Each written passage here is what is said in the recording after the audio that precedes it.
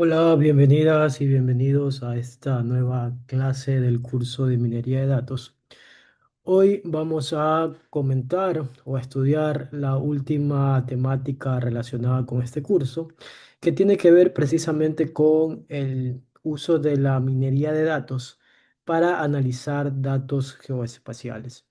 A lo largo de esta clase vamos a poder comprender cómo a través de la aplicación de técnicas de minería de datos podemos obtener información relevante o que no aparece tan vista de forma simple en datos que tienen características geoespaciales. Entonces, para comenzar, es importante evidentemente mencionar cuál es la característica que hace que un conjunto de datos tenga precisamente una propiedad geoespacial. La minería de datos geoespaciales es una subdisciplina de la minería de datos o de la ciencia de datos en general, que busca, al igual que la minería de datos tradicional, descubrir patrones que se encuentran dentro de un conjunto de datos, pero que en este caso hace un análisis para responder preguntas que se relacionan con el tipo de datos para saber en dónde ocurre una situación, cómo se distribuye en el espacio y en muchos casos también saber cuándo ocurre esta información. Desde el punto de vista más práctico, un conjunto de datos geoespaciales es un conjunto de datos que tiene información georreferenciada, es decir, contiene información asociada a la ubicación específica sobre la superficie terrestre de un conjunto de datos. La minería de datos geoespacial se encarga precisamente de analizar de alguna manera esa proximidad, esa ubicación y esa interdependencia que existe en el conjunto de datos. Cuando hablamos de proximidad, estamos haciendo referencia a la cercanía física que pueden existir entre objetos geográficos. Cuando hablamos de ubicación, evidentemente me refiero a la coordenada geográfica en donde se encuentra registrado o en donde se encuentra sucediendo ese evento. Y finalmente, la interdependencia se refiere a que los valores observados en un lugar puedan depender de los valores en lugares vecinos, ¿sí? Esto es muy común, sobre todo en el caso de los análisis relacionados con fenómenos climatológicos. Cuando hablamos entonces del análisis de minería de datos geoespaciales, nosotros tenemos que considerar que para que podamos realizar este tipo de minerías, de datos, tenemos que considerar tres elementos claves, como son la ubicación, el atributo y el tiempo. La ubicación es el componente espacial de este contexto que precisamente indica dónde ocurre un fenómeno. Se expresa mediante coordenadas geográficas que ubican a este evento a través de un punto en una superficie terrestre, ¿no? Más adelante ya iremos viendo que existen diversos sistemas de información geográfica que nos permiten a nosotros, dependiendo del formato que estemos utilizando, poder identificar un punto en el espacio o en la superficie terrestre. Entonces, esa ubicación es el primer componente clave, que se conoce también como componente espacial. El segundo componente es el que se lo conoce como componente temático. Este describe qué está ocurriendo en una ubicación puntual, es decir, como yo ya sé la ubicación, quiero saber qué es lo que sucede en ese fenómeno o en ese punto particular. Y finalmente tenemos el componente temporal, que son las fechas o periodos que permiten identificar tendencias o estacionalidades que ocurren con este evento. En otras palabras, lo que me permite esto es saber en qué periodo de tiempo o en qué fecha sucedió el evento al cual yo le estoy haciendo referencia con la ubicación y con el atributo. Ejemplos de cada caso, de cada elemento clave, podríamos mencionar algunos. Sabemos que desde el punto de vista de la latitud y longitud, el Ecuador se encuentra en la longitud y latitud 0,0, porque se supone que es la posición en donde atraviesa el globo terráqueo, ¿no? O sea, la línea central. En el caso del atributo que está ocurriendo, podemos mencionar muchos ejemplos. El número de casos de dengue que se producen en un determinado país o el número de casos de COVID que se produjeron en la época de la pandemia. y situaciones de ese tipo, porque lo que estamos haciendo es a un punto en el espacio terrestre, le estamos dando ese componente de temático para saber qué es lo que está sucediendo, ¿no? Y finalmente tenemos el componente temporal, que evidentemente es decir en qué momento está ocurriendo ese evento. Ejemplos típicos serían los casos de dengue registrados, por ejemplo, de forma mensual, o los casos de COVID reportados de forma diaria, ¿no? Entonces, todo ese tipo de información son los que aportan la característica de temporalidad, ¿no? Entonces, una vez que ya tenemos claro esta parte de cómo para poder trabajar con la minería de datos espaciales necesitamos conocer tres componentes claves. Lo siguiente que tenemos que manejar son estos conceptos técnicos que están relacionados directamente con cómo yo muestro esa información geoespacial, ¿no? En la gráfica ustedes pueden observar una representación del globo terráqueo en donde yo tengo en primer lugar el polo norte y el polo sur, ¿no? Y en esos casos también tengo la línea Ecuador y a nivel vertical también puedo observar allí algo que dice latitud. Entonces, en el otro gráfico yo tengo algo similar, pero en lugar de hablar de la latitud, hablo de la longitud, porque la longitud se expresa de forma horizontal, ¿no? Y la latitud de forma vertical. Entonces, estas proyecciones cartográficas, que es el nombre técnico que se le da, ¿no? Es la forma en cómo se ha definido internacionalmente una representación de la superficie curva del planeta Tierra, ¿no? Entonces, cuando yo hablo de el análisis de minería de datos geoespaciales, yo tengo que conocer cuál es el sistema de coordenadas geográficas que yo estoy utilizando para representar este tipo de información, ¿no? Entonces, el sistema o las proyecciones cartográficas tradicionales son la latitud y la longitud. La latitud se expresa con la letra griega phi y la longitud se expresa generalmente con la letra griega lambda. Entonces, la latitud representa la posición de un punto considerando el norte y el sur del globo terráqueo, por lo que sus valores están expresados generalmente en grados, que van desde menos 90 grados para el extremo sur y más 90 grados para el extremo norte. Por su parte, la longitud se expresa en valores que van desde menos 180 grados para el oeste y más 180 grados para el este. ¿Sí? Entonces, esta es la forma en la que yo voy a generalmente utilizar información geográfica, es decir, información que me va a mostrar una variable que se llama latitud y otra variable que se llama longitud, ¿no? Y que va a estar expresada en un intervalo de valores que es el que ustedes observan en la lámina. Ahora, ¿para qué yo uso esa proyección? La, o más bien, los SIG o los sistemas de información geográfica necesitan trabajar sobre superficies planas, ¿sí? Para poder expresar de mejor forma ese comportamiento del dato, ¿no? Para poder medir áreas, distancias, superponer capas, etcétera, ¿no? Entonces, por ese motivo uno hace una proyección cartográfica, porque recordemos que al ser el planeta Tierra esférico, entonces no podríamos tener por su naturaleza directamente la medición plana, sino que para eso necesitamos precisamente las proyecciones, ¿no?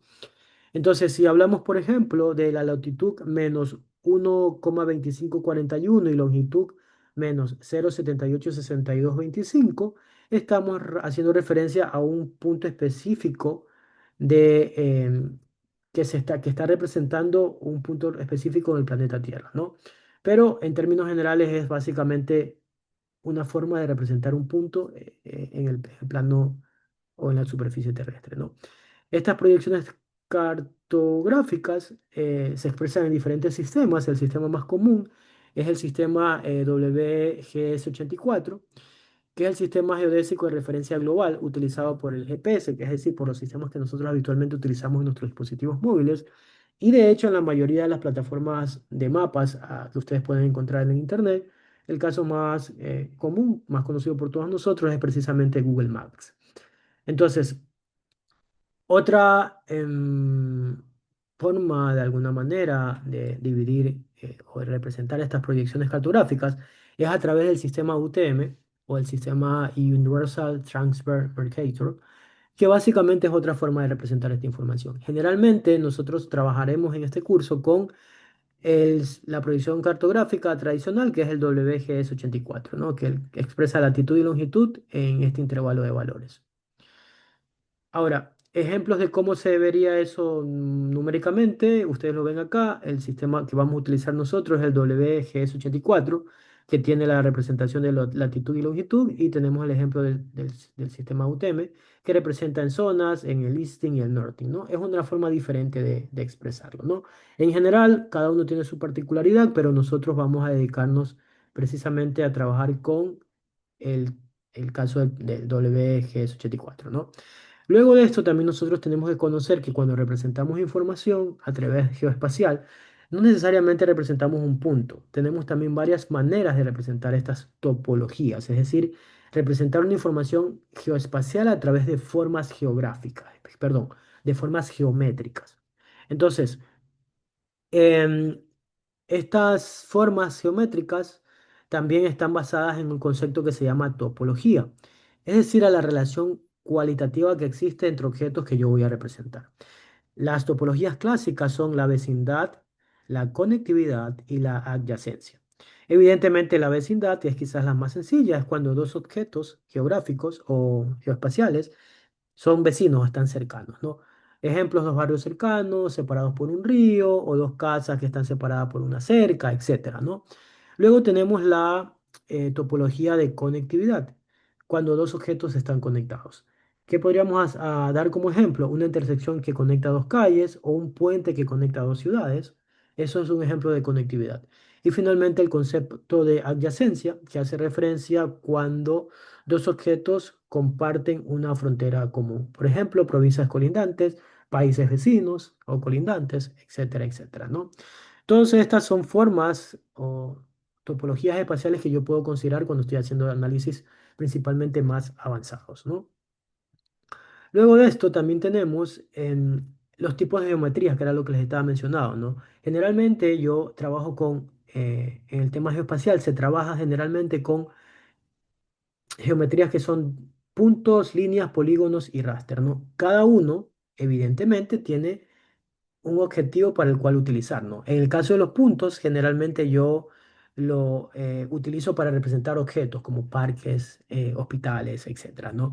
En este caso, ciudades, ¿no? Aquí está un ejemplo, un mapita y cada punto representa, aquí puedo hacer un zoom, cada punto representa una ciudad, ¿no? Otro caso sería el de la línea, ¿no? En este caso, la línea está representando una vía, o sea, calles.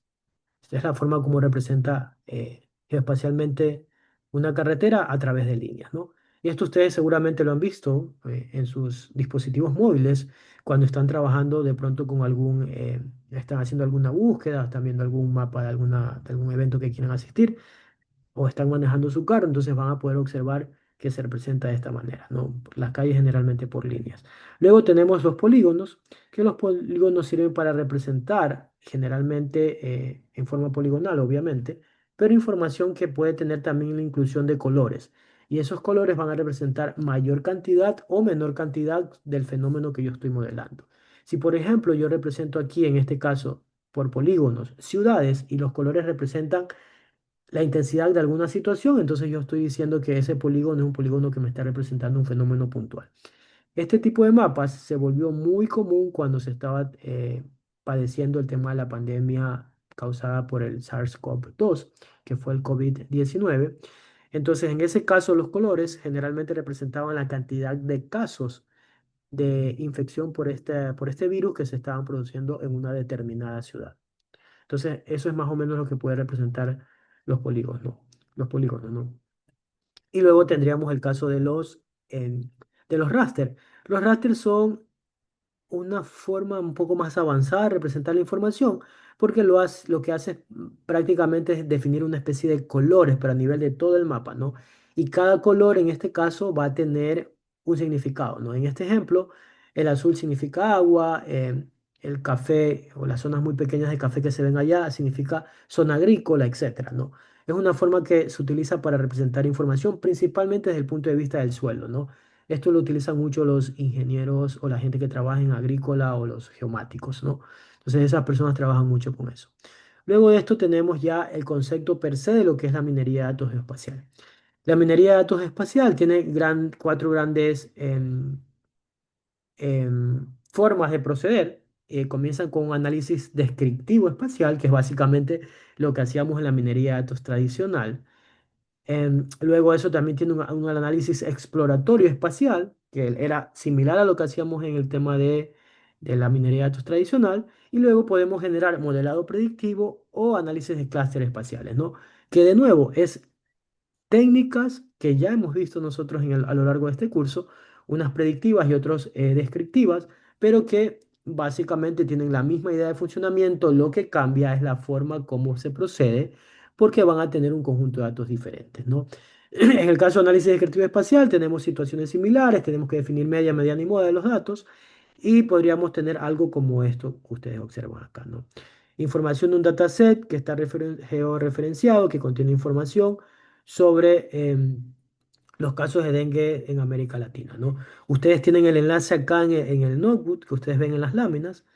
Entonces, con este enlace pueden ir directamente al código Python que me va a calcular todo esto que ustedes observan acá, la media, la mediana, la moda, etcétera, ¿no? Y también van a tener información como este tipo de gráficos, que es lo que está calculando, y vamos a poder obtener inclusive este tipo de representación también, que son mapas temáticos o mapas de calor de alguna manera, que me va a permitir a mí obtener información descriptiva espacial de lo que está sucediendo en ese fenómeno, ¿no? Insisto, acá tienen el enlace. Si ustedes dan clic acá, van a ir directamente al enlace de Google Colab, en donde tienen el gráfico que explica y genera todo esto, ¿no? Luego de esto tenemos un segundo análisis, que es el análisis exploratorio espacial, que la idea es muy parecida a lo que habíamos visto en minería de datos.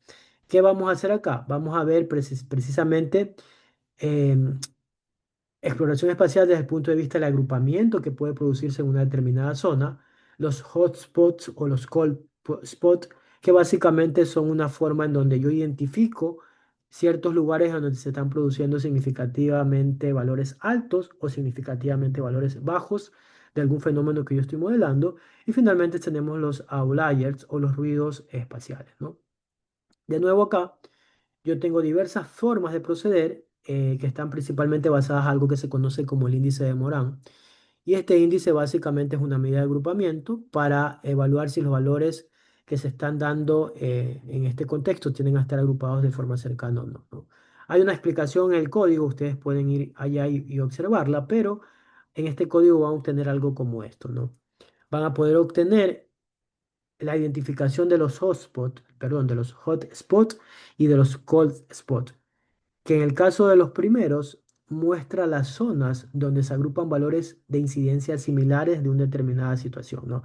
Si ustedes grafican o hacen un zoom a esto, se van a dar cuenta que hay países, porque es un caso de los dengues en Latinoamérica, que son considerados los hotspots. Es decir, son países en donde cuando está en rojo, se produce un comportamiento normal, es decir, no hay ninguna anomalía en cuanto a la cantidad de casos de dengue, que es lo que se está analizando acá. Pero en azul, en cambio, son regiones donde hay una alta concentración de casos de dengue.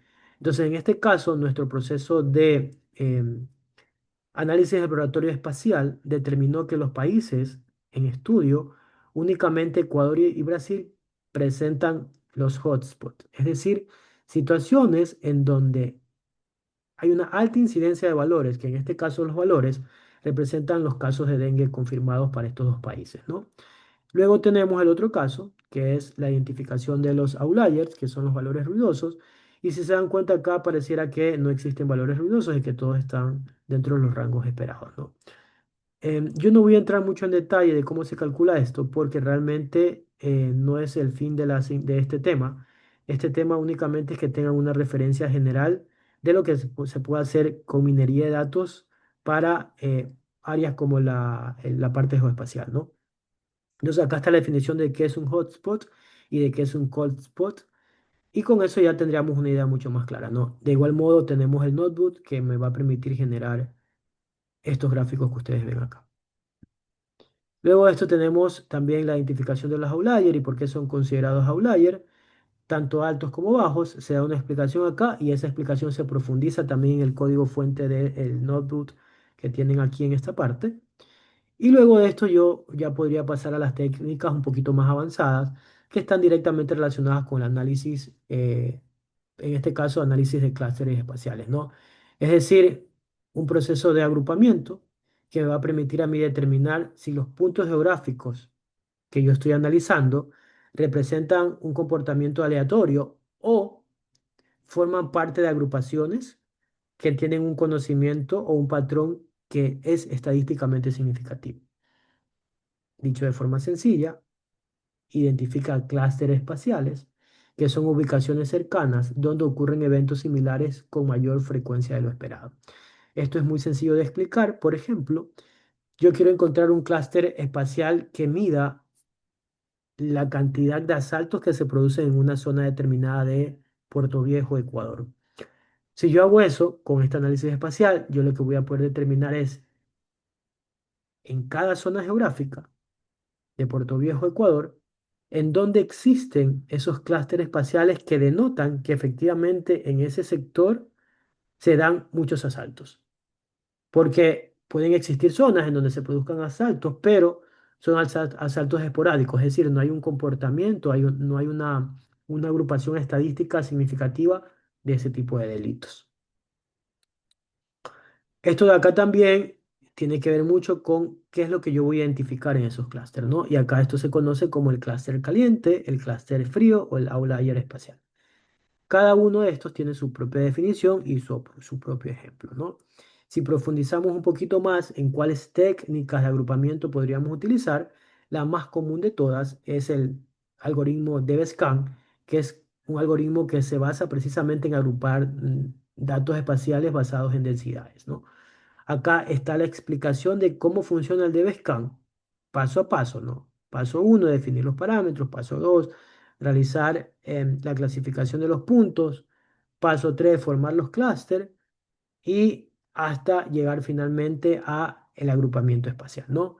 Esto se explica en detalle desde el punto de vista teórico, cómo se calcula, pero también tenemos en Python el agrupamiento que se puede producir para este caso que hemos analizado acá, que tiene que ver justamente con robos en una zona de Quito, Ecuador, ¿no? Si ustedes se dan cuenta acá, yo tengo varios puntos, puntos negros, verdes, azules y rojos.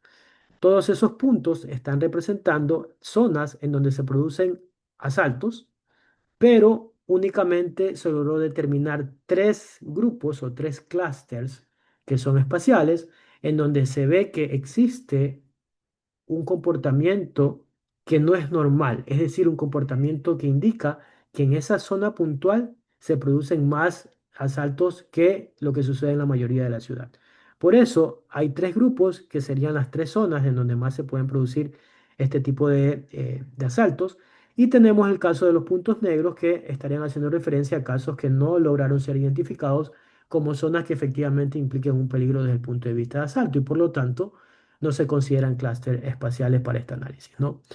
De nuevo, en esta parte, yo acá tengo el enlace al notebook para que ustedes puedan desarrollar cada uno de esos ejercicios. En esos grupos también, perdón, en esos códigos también se explica en detalle qué es lo que va haciendo cada línea y qué es lo que se está buscando con el ejemplo que estamos mencionando ahora.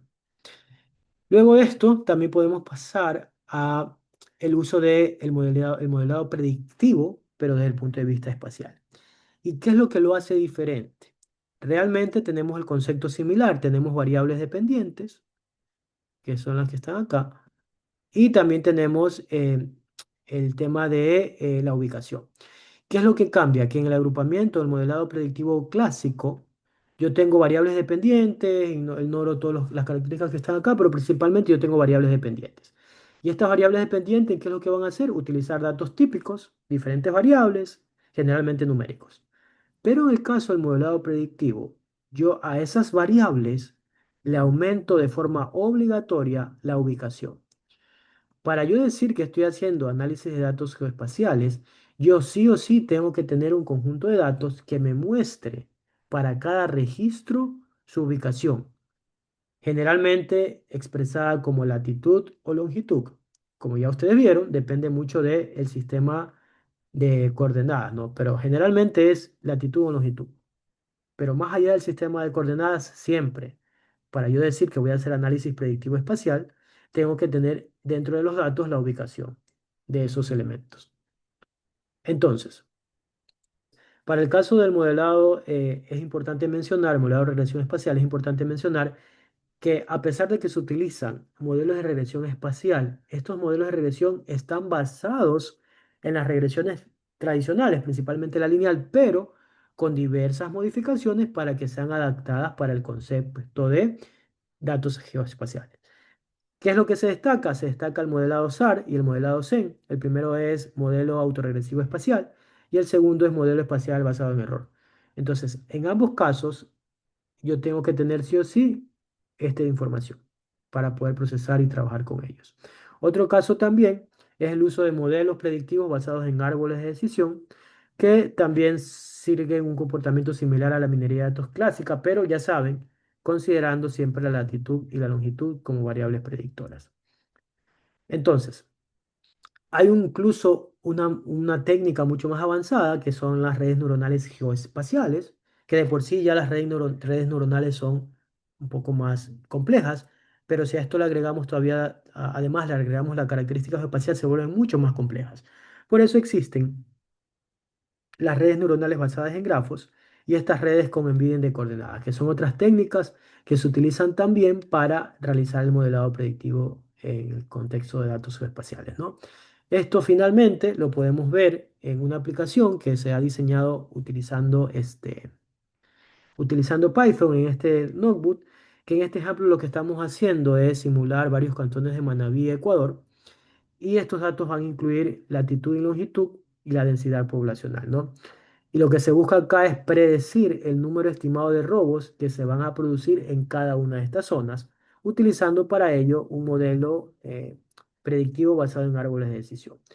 Ese modelo está en este notebook que ustedes ven en este enlace que dice enlace a notebook y allí van a poder generar un gráfico con el que ustedes observan acá.